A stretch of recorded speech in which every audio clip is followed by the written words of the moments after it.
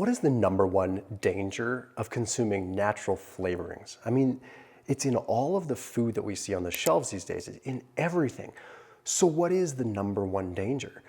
The number one danger is the uncertainty.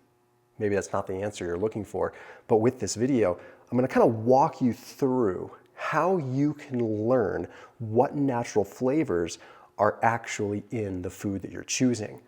Whether they're the natural flavors that are perfectly fine or the natural flavors that are really a problem. Let's dive into it. Now, a natural flavor isn't always bad. Now, you have to understand a little bit of food manufacturing to understand this whole process. Natural flavors are a large umbrella, and a lot of times the bad guys and the good guys get roped in together under one category. This is a serious problem because what the FDA says is perfectly safe and okay to be in a product as a natural flavor, that's a pretty wide girth there. Doesn't necessarily mean it's best for optimal health. It just means that it's generally recognized as safe, right? With natural flavorings, it started out where it was all these kinds of things that were natural flavors from raspberries or a natural flavor from a strawberry. But then as time went on, food scientists and master flavorists started creating these complex flavors that hit our palate and just make us want to eat more and more and more and more. And that's what we need to uncover. Today's video is brought to us by BUBS Naturals. Collagen is probably the most important protein to be consuming as we get older. As we get older, our collagen formations start to degrade. That's why we get wrinkles, that's why our hair gets brittle, but it's also why we start to lose some muscle mass. So collagen is important, but you want a collagen that doesn't have a bunch of garbage and gobbledygook in it. So BUBS Naturals is 100% grass-fed, grass-finished bovine collagen sourced from southern Brazil or Uruguay. Okay, so thousands of miles away from the Amazon, really good, clean stuff. Now you can mix this with cold water. It's really impressive stuff. There's a link down below, Thomas20, that'll save you 20% off your entire order through BUBS Naturals. And 10% of profits go to charity in the name of Glenn Bub Doherty, who is a Navy SEAL who gave his life in Benghazi, Libya, and that entire thing. If you've seen the movie 13 Hours, that's what it's all about. An awesome dude that was all about paying it forward, all about living life to the fullest. So I stand 100% behind this brand because of what they stand for, but also what they are giving to consumers.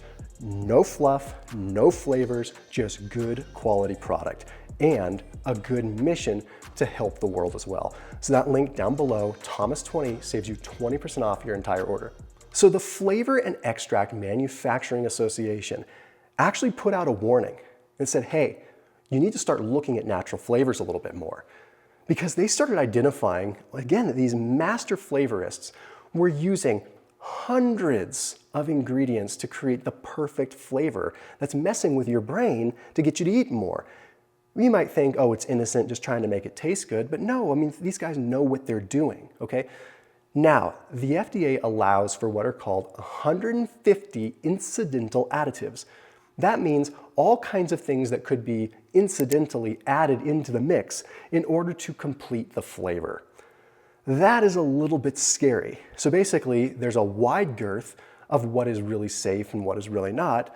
So how do you know? If Bob Smith has created a great little product and he's sourcing his natural flavors from raspberries in his backyard, how come he ends up under the same umbrella as conglomerate corporation over here that has incidental additives just trying to make you eat more?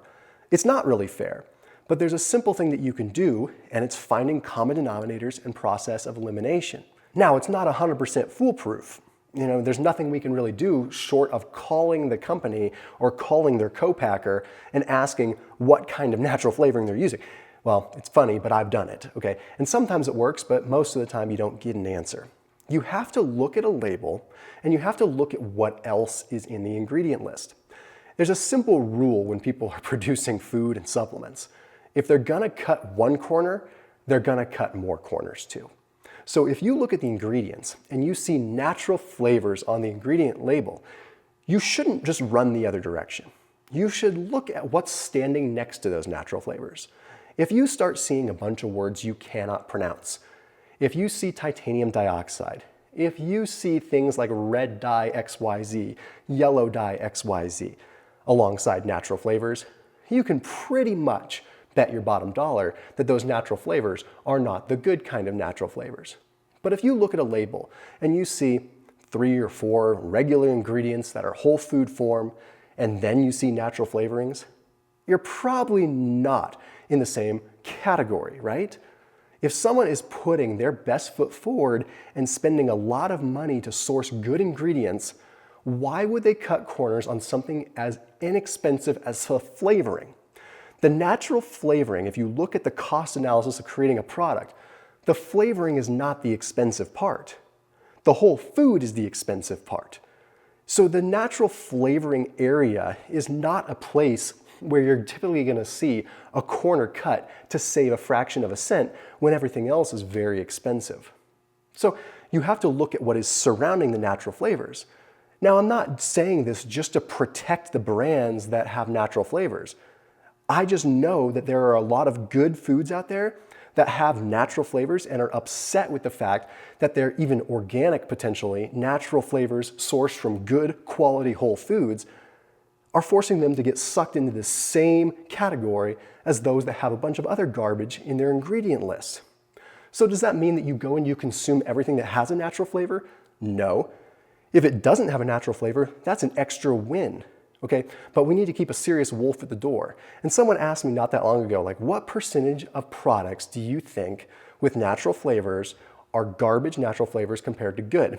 And I had to totally guess, but from a lot of the research that I've seen and the grocery haul videos that I do where I look at this and I investigate brands, unfortunately I'd say about 7 out of 10 natural flavorings are probably lower quality. And I can figure that out just by process of elimination with other things. There's a lot of products out there that natural flavors aren't going to be as much of an issue. Now, what are some of these problems that you can face with natural flavors? Like what are the risks here? Well, that's just the thing. Are they just synthetic compounds so we don't know what they're doing inside of our body? Yeah. Are they affecting our microbiome? Possibly and probably. Good, bad, I don't know. Okay? But I think the simplest thing that we have to look at is that these natural flavors are chemically and scientifically designed to light up your brain. They are designed to make your brain go light up like a Christmas tree. So when you eat that chip, you want more of it. You get a dopamine hit. Okay? We live in a world where we are bombarded with dopamine hits all the time. The less that you can impact those dopamine receptors, the better. Eating close to the earth, the better. So what are the dangers? What's the big risk here? The risk is that you don't know what you're getting. It's a gamble, and that is what's scary.